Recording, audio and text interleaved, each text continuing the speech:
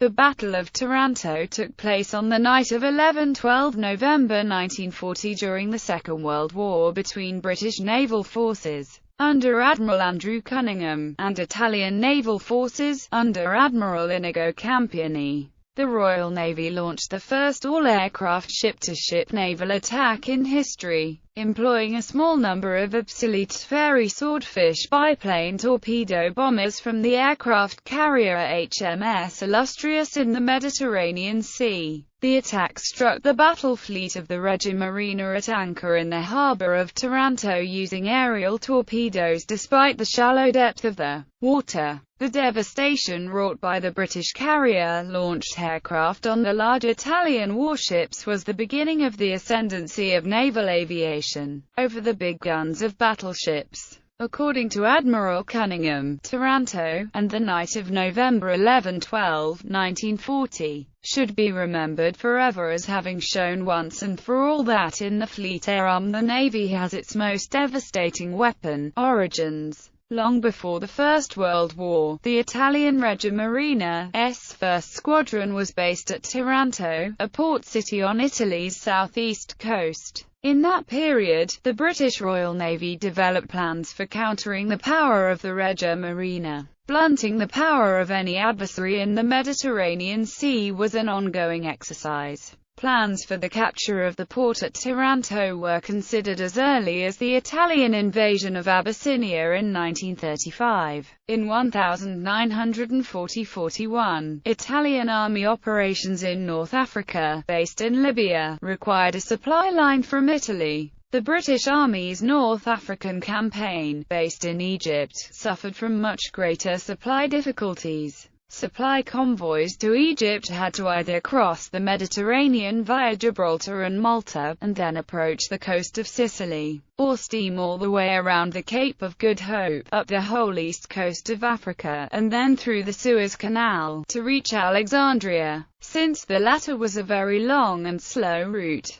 this puts the Italian fleet in an excellent position to interdict British supplies and reinforcements. Following the concept of a fleet in being, the Italians usually kept their warships in harbour and were unwilling to seek battle with the Royal Navy on their own. Also because any ship lost bigger than a destroyer could not be replaced. The Italian fleet at Taranto was powerful. 6 battleships, 7 heavy cruisers, 2 light cruisers and 8 destroyers, making the threat of a sortie against British shipping a serious problem. During the Munich crisis of 1938, Admiral Sir Dudley Pound, the commander of the British Mediterranean Fleet, was concerned about the survival of the aircraft carrier HMS Glorious in the face of Italian opposition in the Mediterranean. Pound ordered his staff to re-examine all plans for attacking Taranto. He was advised by Arthur Lstg Lister, the captain of Glorious, that her Fairey TSR Swordfish were capable of a night attack, using aerial torpedoes.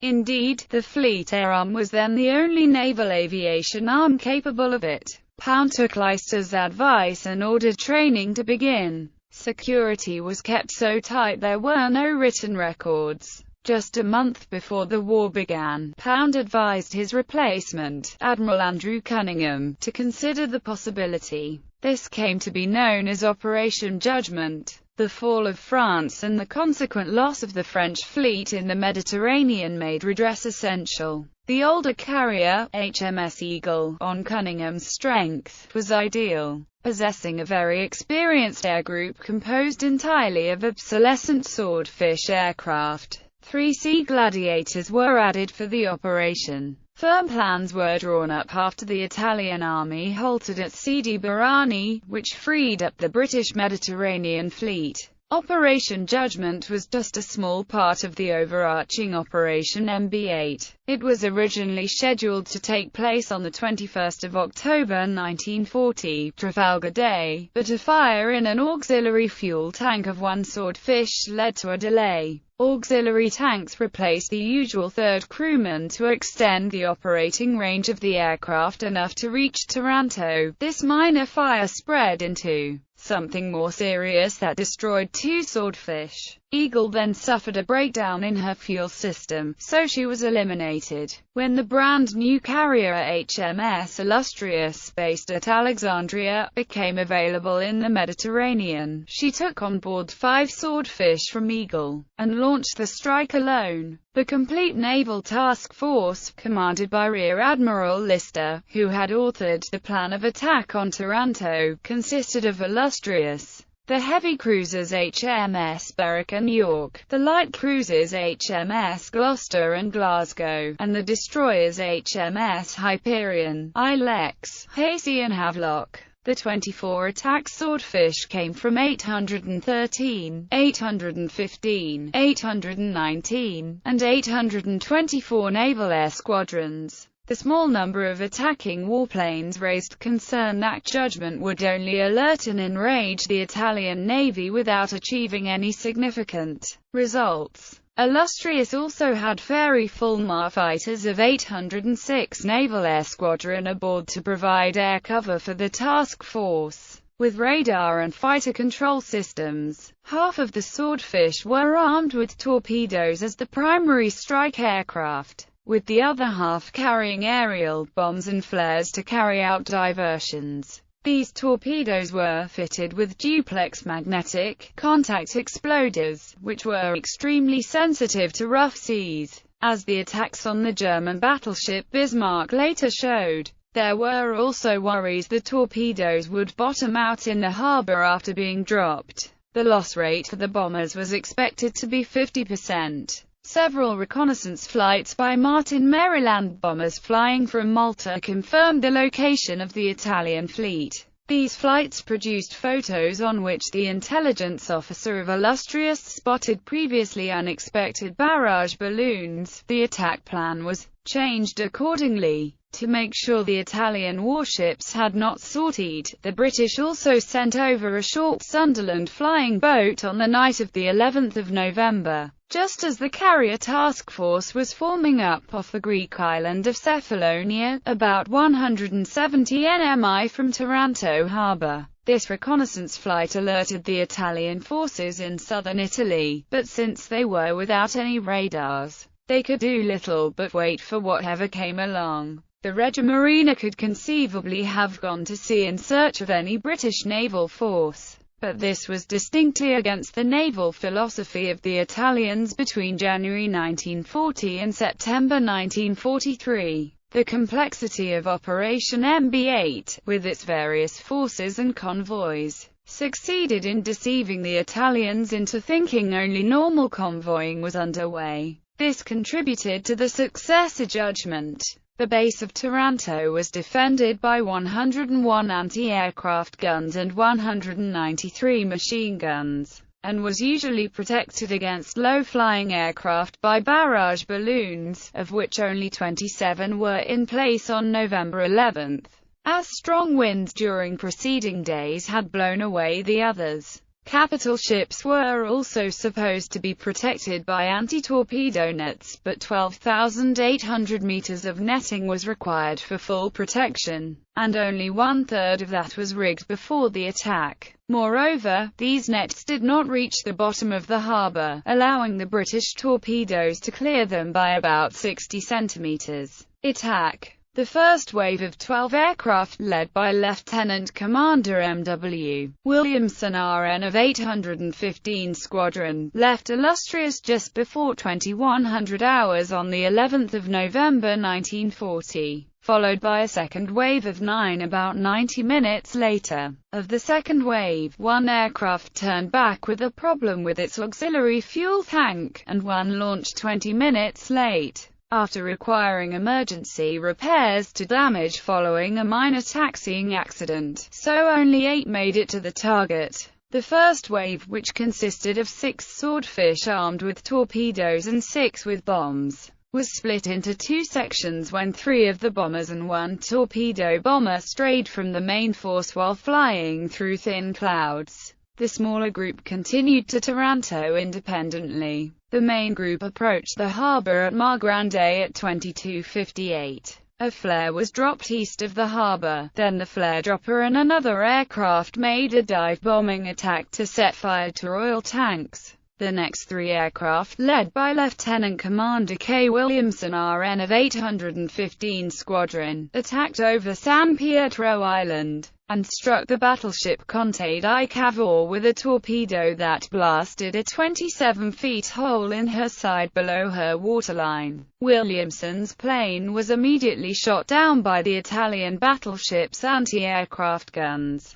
The two remaining aircraft in this subflight continued, dodging barrage balloons and receiving heavy anti-aircraft fire from the Italian warships and shore batteries, to press home an unsuccessful attack on the battleship Andrea Doria. The next subflight of three attacked from a more northerly direction, attacking the battleship Littorio, hitting it with two torpedoes and launching one torpedo at the flagship, the battleship Vittorio Veneto, which missed. The bomber force, led by Captain O. Patrum, attacked next. They found the targets difficult to identify, but attacked and hit two cruisers moored at Mar Piccolo, hitting both with a single bomb each from 1,500 feet, followed by another aircraft which straddled four destroyers. The second wave of 9 aircraft, led by Lieutenant Commander J. W. Hale of 819 Squadron, was now approaching from a northerly direction towards the Mar Grande harbor, with 2 of the 4 bombers also carrying flares, the remaining 5 carrying torpedoes.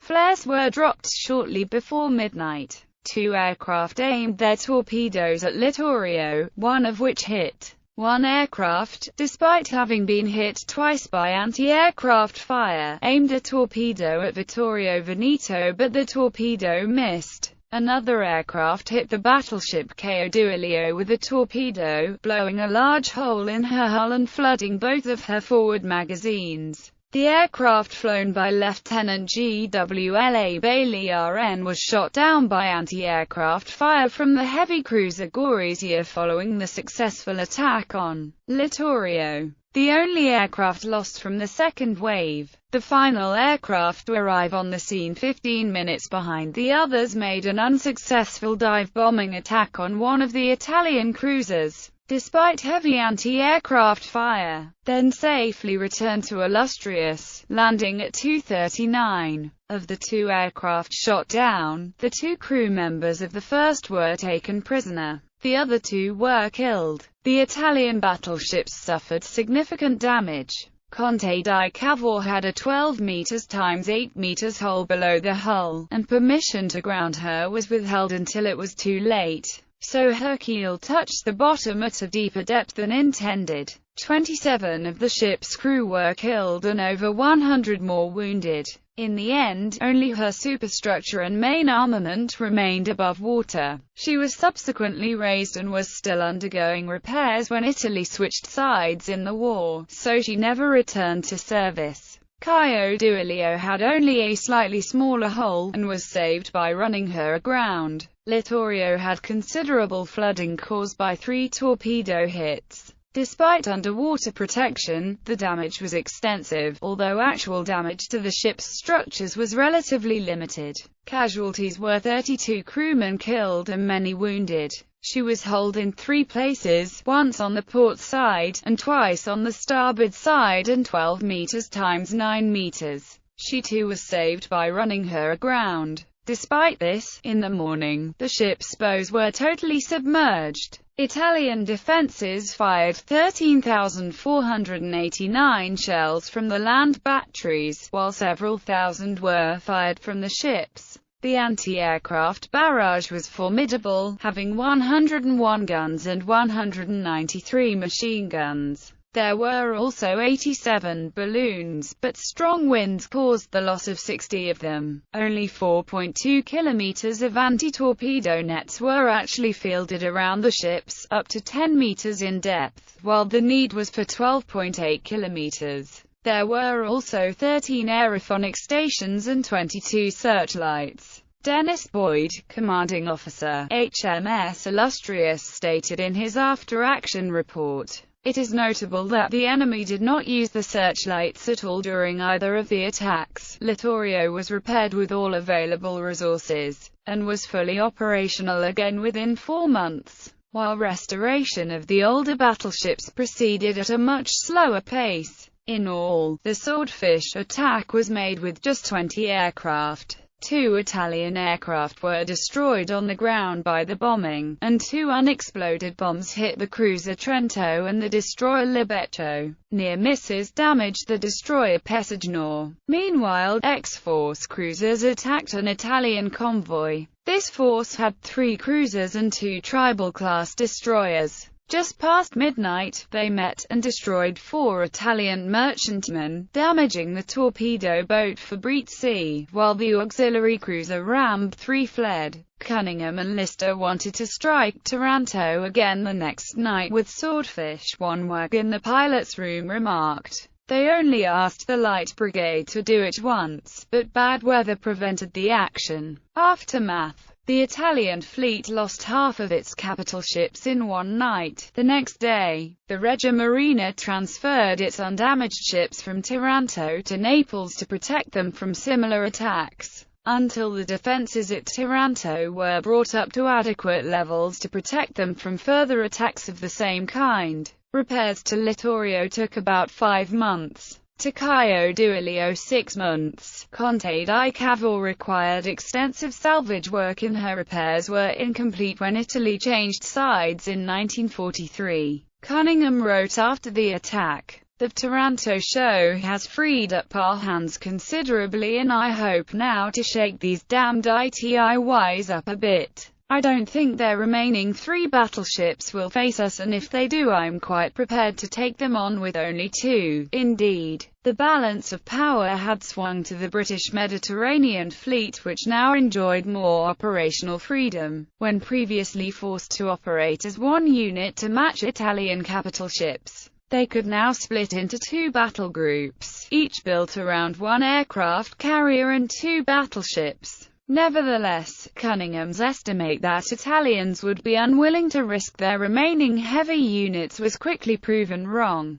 Only 5 days after Taranto, Campioni sortied with 2 battleships, 6 cruisers and 14 destroyers to disrupt a supply convoy to Malta. The follow-up to this operation led to the Battle of Cape Spartivento on the 27th of November 1940. 2 of the 3 damaged battleships were repaired by mid-1941 and control of the Mediterranean continued to swing back and forth until the Italian armistice in 1943. The attack on Taranto was avenged a year later by the Italian Navy in its raid on Alexandria, when the Mediterranean fleet of the Royal Navy was attacked using midget submarines, severely damaging HMS Queen Elizabeth and HMS Valiant. However, measured against its primary task of disrupting Axis convoys to Africa, the Taranto attack had very little effect. In fact, Italian shipping to Libya increased between the months of October 1940–January 1941 to an average of 49,435 tons per month,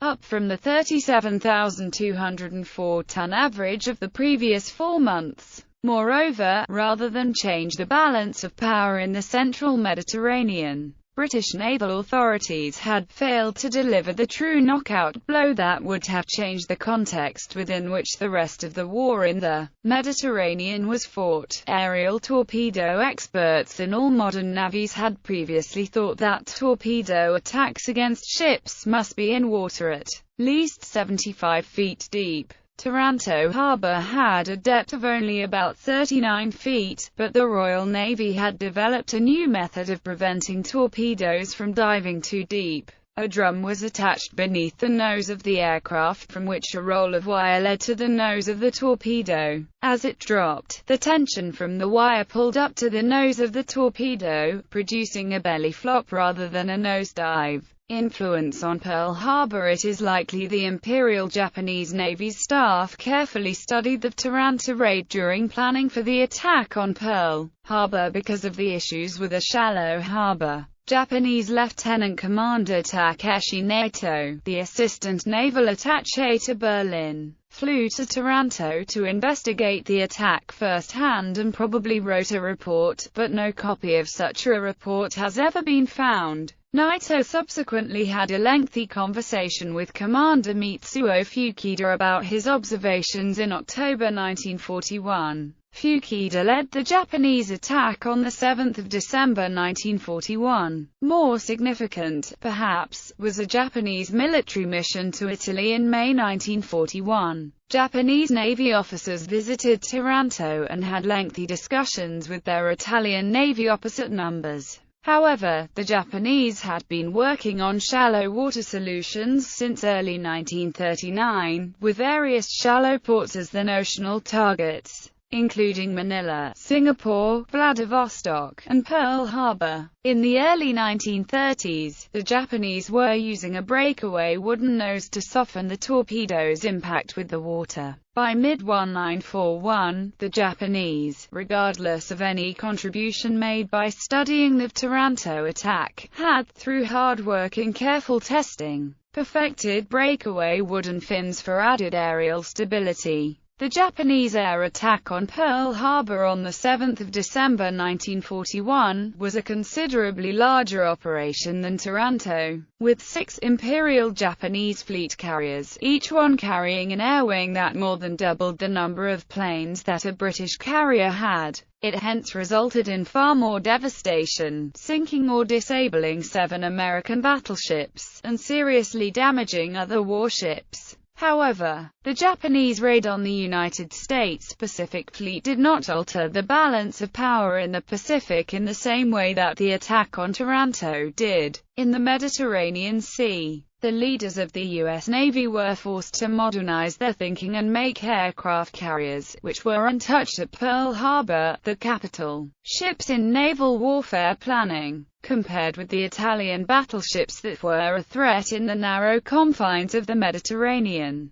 The U.S. Navy's battleships which survived the raid proved to be of limited use in the vast expanse of the Pacific Ocean, operating primarily as fire support for amphibious landings, as they were too slow to escort the carriers.